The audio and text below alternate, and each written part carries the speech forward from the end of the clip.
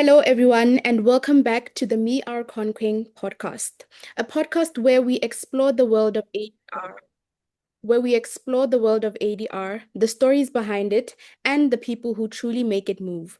If you've been enjoying these videos, please do not hesitate to leave a comment. They truly help us grow. Now, a brief introduction from my side. My name is Katleho Khalalelo Bridget Tlhokwani, and I am a fifth-year law student from Botswana, currently studying law in India. And I'm an intern at the Institute for Alternative Dispute Resolution, New Delhi, India. Now, an explanation of the podcast and its initiative. Me-Arcone Queing is a podcast initiative that is headed by the Institute for Alternative Dispute Resolution, New Delhi. Here, we explore how conflicts can be resolved through mediation, arbitration, conciliation, and other people-centered approaches that help us save time, reduce cost, and preserve relationships. This season, we are zooming out and we're crossing borders. Season 12 focuses on Indo-African perspectives, creating a space where professionals from India and Africa share their insights, experiences, and lessons from their unique legal landscapes. Together, we're exploring how different cultures approach conflict and what we can learn from one another to shape the future of dispute resolution globally.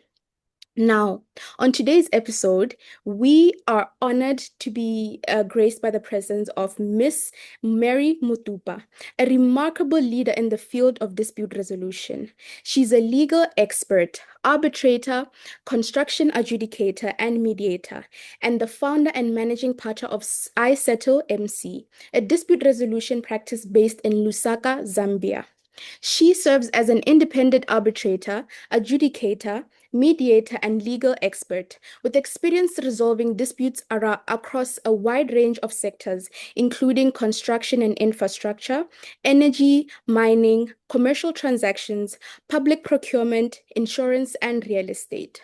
Beyond her practice, Mary plays an active leadership role in shaping the ADR landscape. She is the current vice chairperson of the Chartered Institute of Arbitrators Zambia branch, chair of Women in ADR and CR Zambia, a group advisor for the Young ICCA Mentorship Program 2026 to 27, a steering council member of the Construct Her Legal Network, and a board member of the Africa ADR Practice Institute.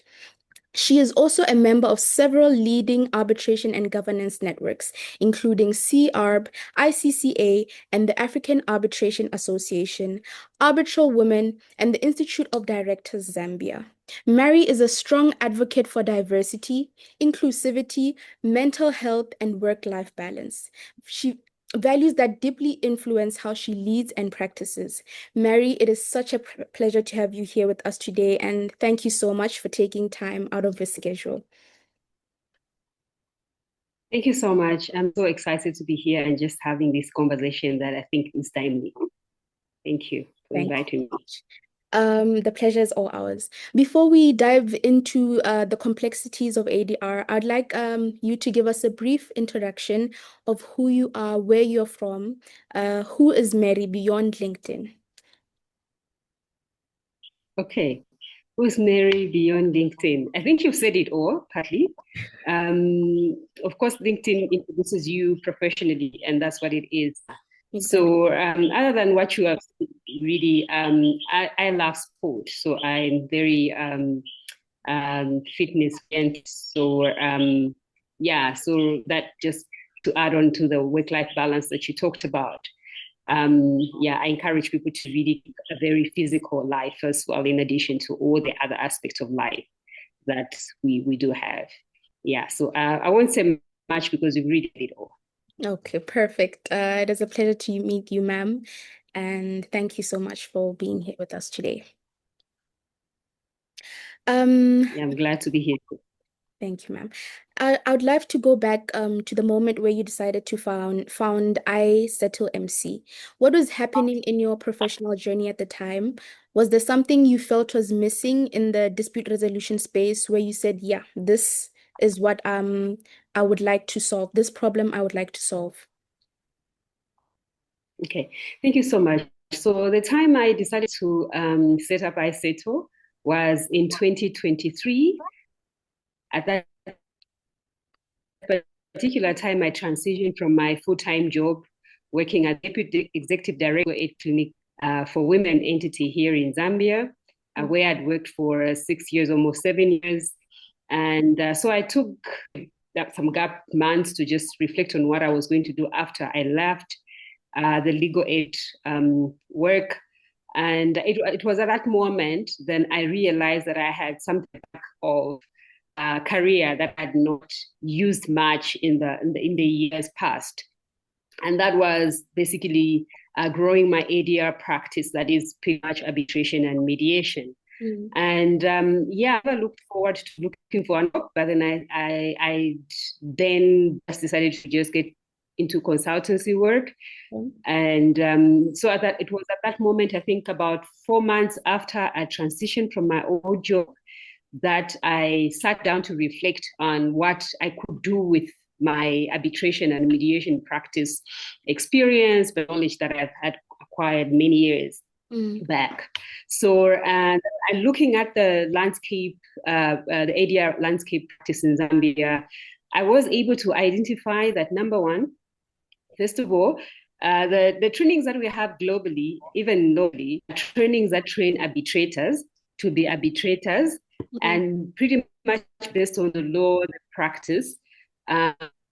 There was no one that was offering the skills-based kind of trainings to really help them enhance their practice in terms of managing disputes. And it was at that particular time that I never just looked at the arbitrators, but I also looked at the arbitration councils, the lawyers, because our legal education doesn't really emphasize much in terms of how do you actually practice as an arbitration counsel. So I saw that there was a gap to capacity build lawyers to really enhance their skills in managing arbitrations. And so it was one of the gaps that I identified. And that formed part of what we were going on, in addition to focusing on helping arbitrators enhance their skills, manage sector-based disputes. And of course, also the other gap that I identified was that in the country, there was no one that was recognizing what was being done in institutions of higher learning, such as universities. No one was recognizing what the students are doing, such as those that are desiring to venture into ADR, more specifically arbitration or mediation. And so we got in conversations with the University of Lusaka, which is one of the private universities. And so we then agreed to have an MOU, which Arcone now recognizes the best performing student in ADR every year at every graduation. So that is to focus the knowledge and what's going on in terms of ADR from the education perspective.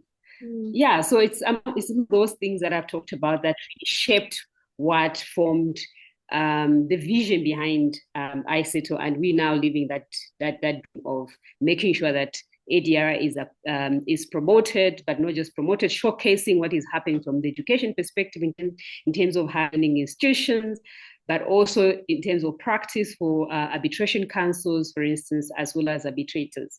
Yes. I think that's very beautiful, ma'am. And I really admire what you've done so far. And I appreciate what you're doing with universities as well. I believe, like, as a student myself, it's really nice to get recognition that, okay, I love ADR, and, getting recognition, for example, the best performing student in ADR, it helps motivate me that, okay, I'm on the right path, I'm doing well. So I really, really appreciate what you're doing. And now that you've built iSettle MC, you are not just leading a practice, you're also stepping into rooms as an independent arbitrator, adjudicator, and mediator across multiple sectors.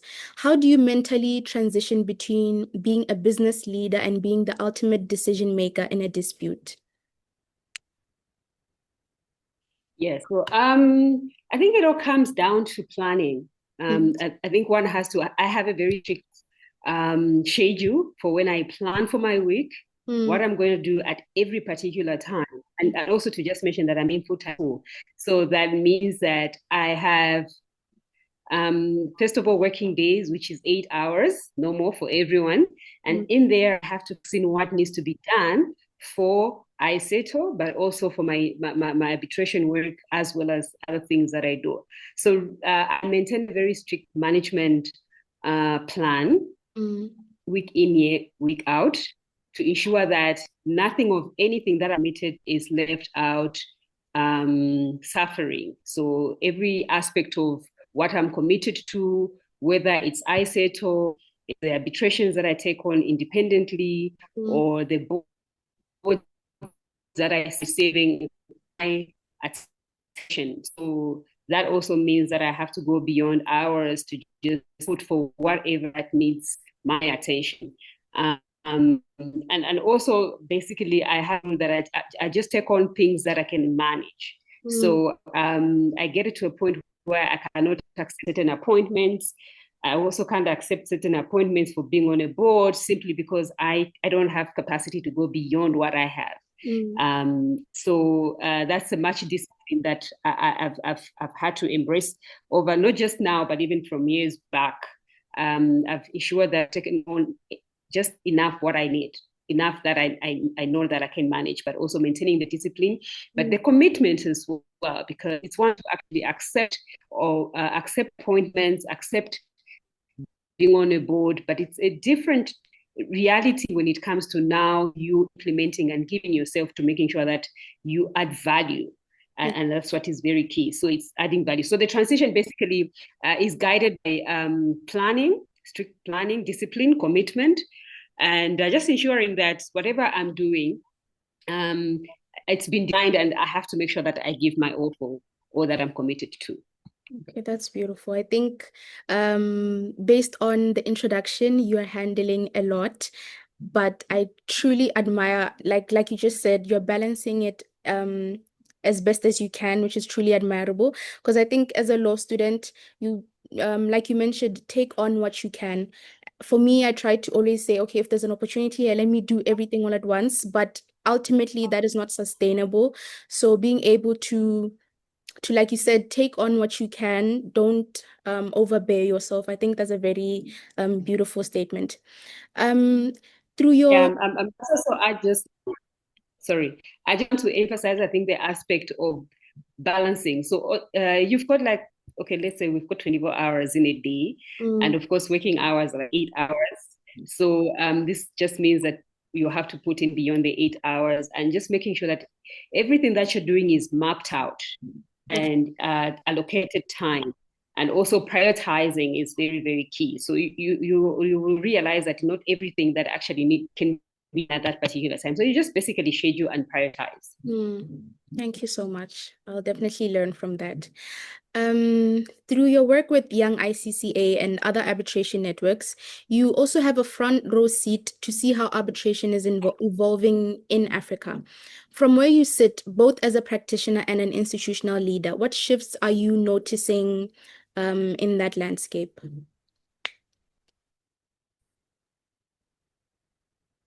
The shift that I'm noticing in time, because I'm a trader for like 10 years now, and I can safely tell you that I have seen so much that has transformed in terms of the legal framework to policy, institutions, and just the overall practitioners, in the sense that we have more and more people getting trained, okay, as arbitrators, mediators, arbitration counsels.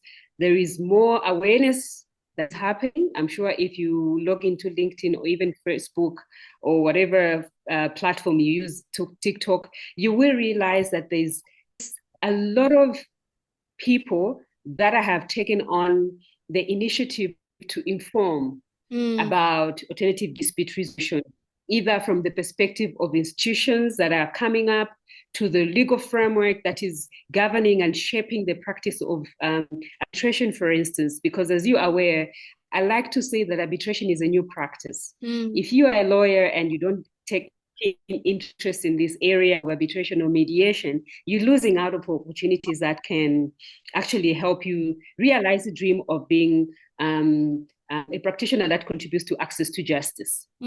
Why do I say so? We have seen a shift in which the business community has embraced arbitration, for instance, for resolving business disputes.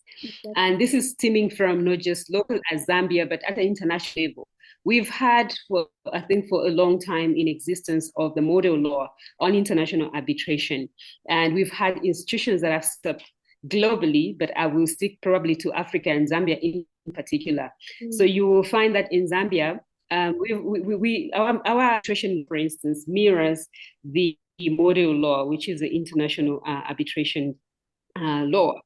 And to top it up, in 2016, we had our constitution amended and it recognized the importance of ADR. So our constitution recognizes that ADR plays a key role in the ecosystem of legal framework that governs access to justice, and therefore we also, as I'm sitting proudly as Zambia, we're moving towards having an ADR law that is a consolidated law that has a combination of arbitration, mediation, and construction adjudication, which we're looking forward to this week during the arbitration week to be launched, basically to be handed over, and then in the year in the course of the year, we're hoping we'll have a new ADR law that will be like a consolidation of what I have talked about, the three mechanisms. So that is progress that we need to top it up as well.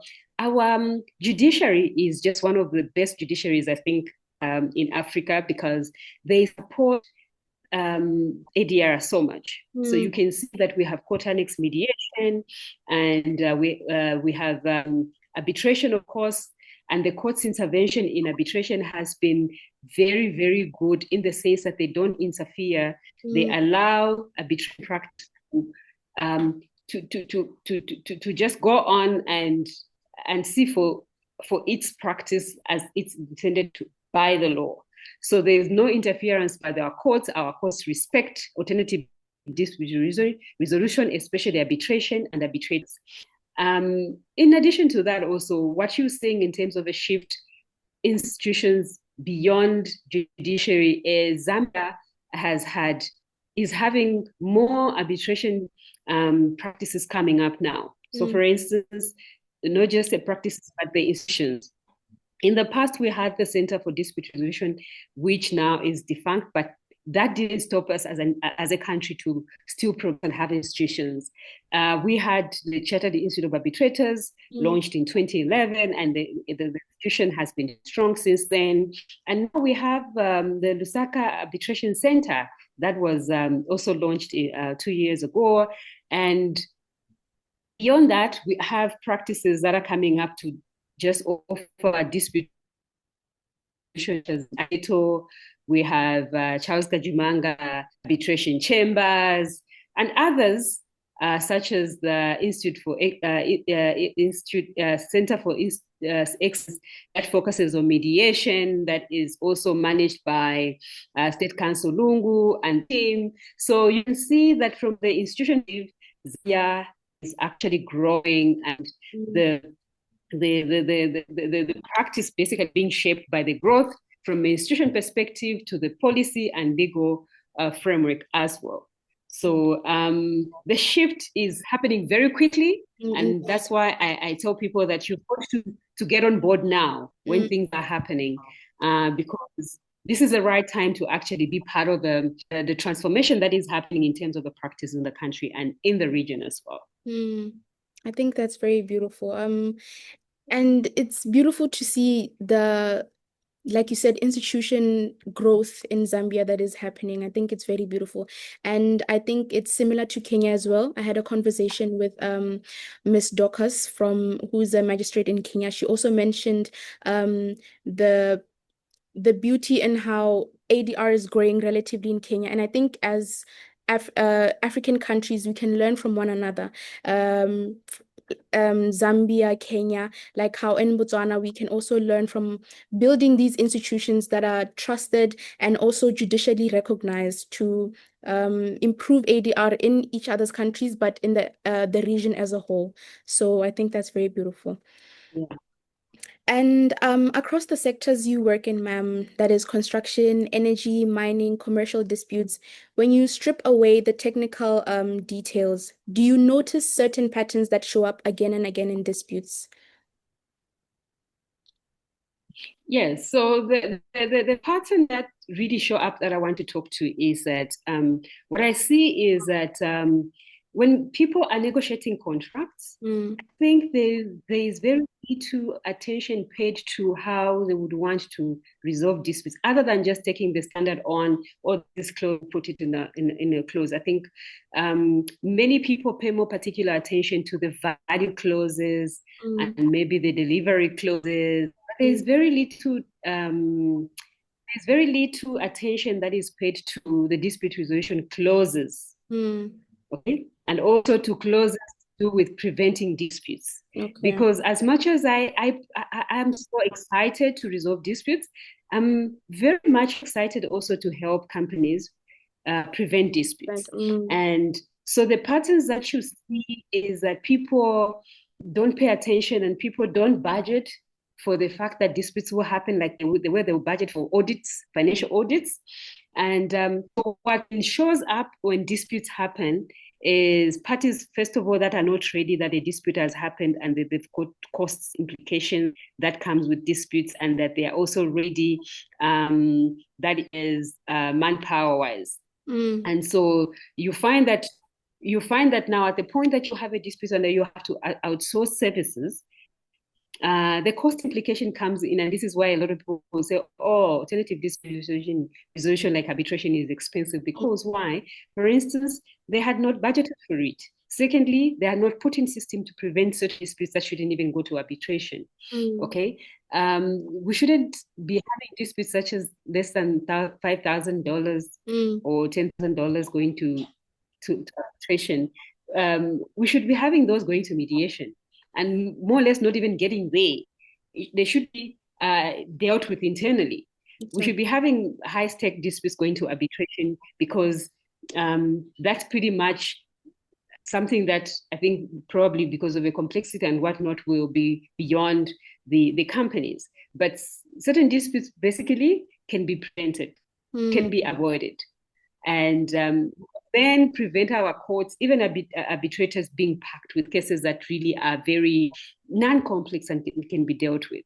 So that's one of the things that I'm seeing as reoccurring in almost every sector, mm, is non-preparation for avoidance of disputes, but management of disputes, but to financing dispute resolution when they do happen for companies, businesses, individuals.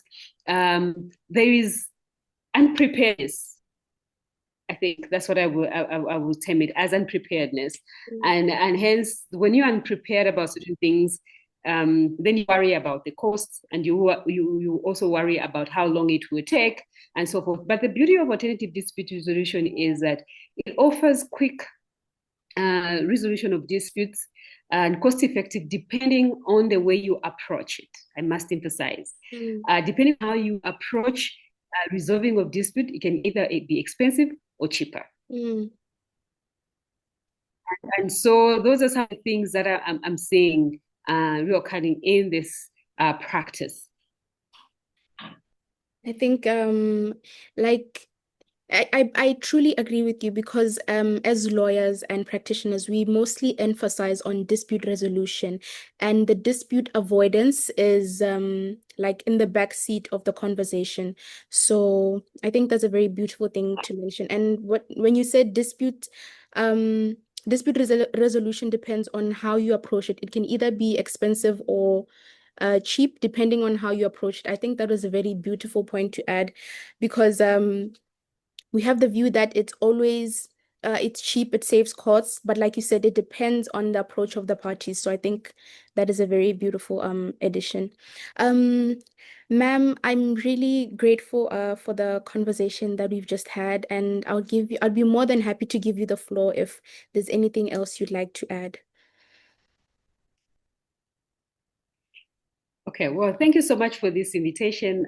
It's always given me great joy to see young people like yourself having this keen interest in alternative dispute resolution. Then I know that the growth of ADR is in safe hands, because even when we are long gone, we know that you will take up the mantle to continue with this movement. Like I said earlier on, there is no better time to venture into ADR practice than now. This is the best time because this is when we have a lot of people sharing information freely. You can access some trainings freely. You can also get to sit with people who will have been practitioners for a long time, who will give you advice on how to really nurture your practice. So this is the best time for you to get yourself that mentor that you will be able to learn from. So and like one of my colleagues says, mentorship is just not more. It's just not about you having a mentor you have to sit always with. It's something you can have actually a mentor who mentors you indirectly through their writings, through what they share, through the teaching. So it's just a young people need to identify what really resonates with them and finding it. I was saying, when you decide arbitration as arbitration counsel, you can specialize as well. You can get to specialize, let's say, in construction, in which now just parties that are seeking services, they know that we can go to this person for this particular work because we can also we can see the track record of what they've achieved in the mention of that sector.